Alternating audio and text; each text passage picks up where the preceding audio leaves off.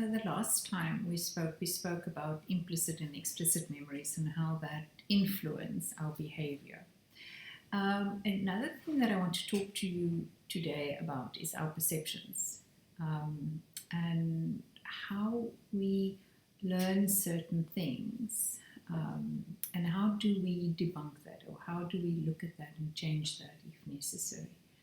And the story I want to tell you comes from my childhood again. So when I was growing up, the principle was really children should be seen and not heard. So if you are amongst adults, you could listen, but you didn't say anything. And also, I think there was very little time to really ask questions, and you know, or get certain things clarified. And so what happened is that my dad came home one day from a church meeting. He was quite upset because he didn't agree with the church council. And the disagreement was about the fact that there was a young teenage girl that got pregnant. Obviously, she wasn't married. And the church council wanted to basically kick her out of the church. My dad didn't agree with that. But the only thing that I got from the whole conversation was an illegitimate child. So afterwards, I asked my mom, what is that? What does that mean? And my mom said that it is when you are expecting a child, but you are not married. And that is a disgrace. You know, that child is illegitimate, and you aren't able to go to church, and it's really unacceptable. So not something to do, obviously. But then I said, well, okay, but where does children come from? And she said, it's a gift from God. And that was the end of it. So no more questions. So that left me with a big problem. I didn't understand that. How can I knew that children was something that everybody wanted, and that it's a wonderful gift, and everybody's very excited, except when you're not married. So how come a gift is not a gift in certain circumstances? And did God not know that? You know, did he not understand that if I give this gift to this girl that's a teenager that should really be at school, that it's not a gift? You know, it's a punishment. And we have to understand that the brain works in circuits. So for the brain to really process that information, to make sense of it, it needs to complete the circuit. So it must have a clear understanding of cause and effect. So the only thing at that stage that I could come up with to make this full circle for me was the fact that, okay, but if you're good, and if you are a good person, then God will bestow this gift on you, but he'll wait until you're married. So then you'll have this gift, and it's a wonderful gift then. But if you're not, if you're a bad person, then that gift will be bestowed on you too early, and you'll be pregnant, and you'll be a disgrace and be pushed out of the church. So then it's not a gift, it's really a punishment. You can understand how that led to quite a lot of stress for me. I wasn't most probably the most obedient child. So every time that I was punished for being disobedient or not being good, that evening I more or less didn't sleep, because all I can think of is that during this night I'm going to get that gift as punishment, and I'm going to be pregnant tomorrow morning, and everybody's going to know what I've done yesterday, that I wasn't good.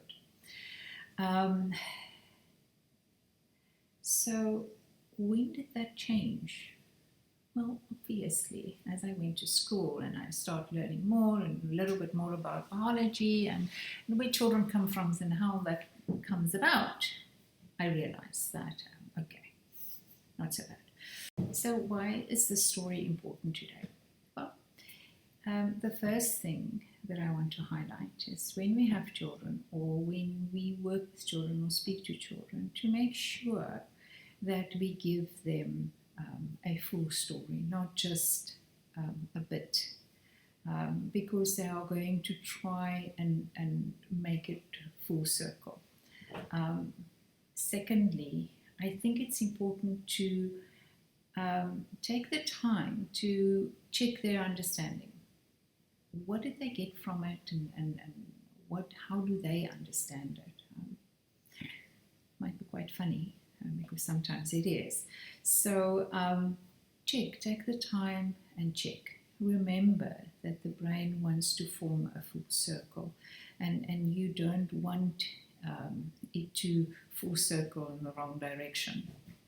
The second thing is, how do we change that? How did the change come about?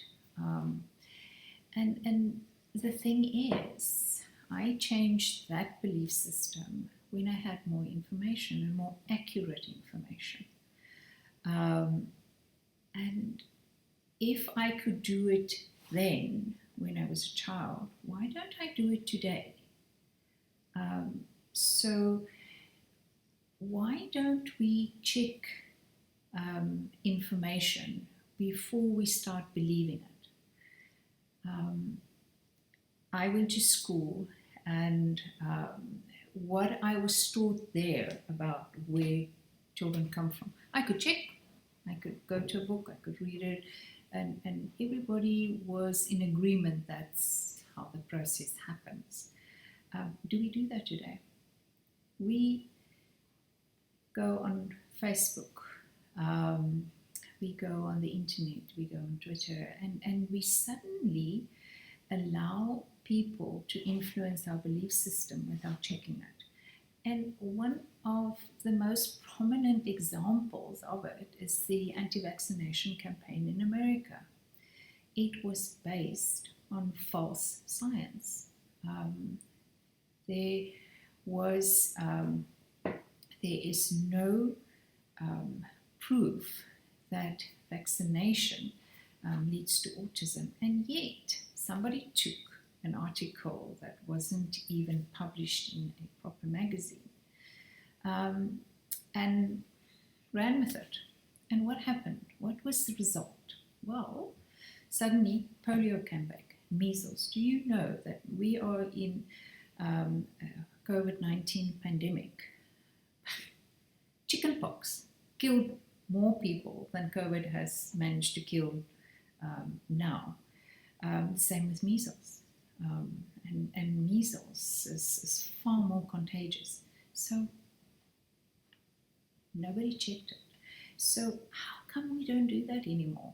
How come we don't look at information and then say, well, let me check it against something else before I pass it on? Let me make sure, let me check different resources and say, do they agree? And if they don't agree, what is it that I believe? And how come we don't teach our children this?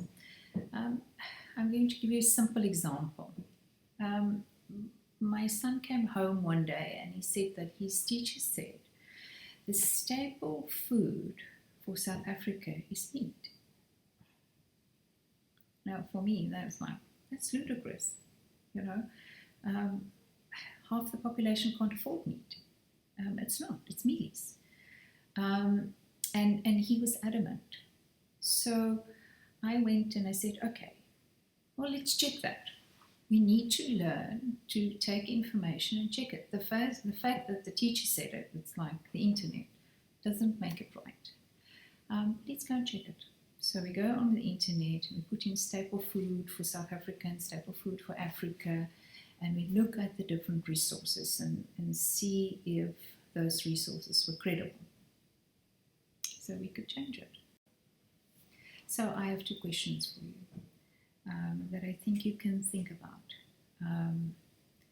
How do you ensure that the information you receive or take on board is legitimate? How do you check it? Secondly, what strategy do you have to make sure that everything that you read is believable before you believe it yourself? Okay. The same thing we can do about the things that we believe about ourselves. So, how do you check that information? If somebody says something about you, what strategy are you going to employ to test it, to see if you should believe that, or if this is a belief system that you should hold on to? Again, if you want to talk about it, you're more than welcome to contact me. Send me an email, okay? But I hope this is something to think about.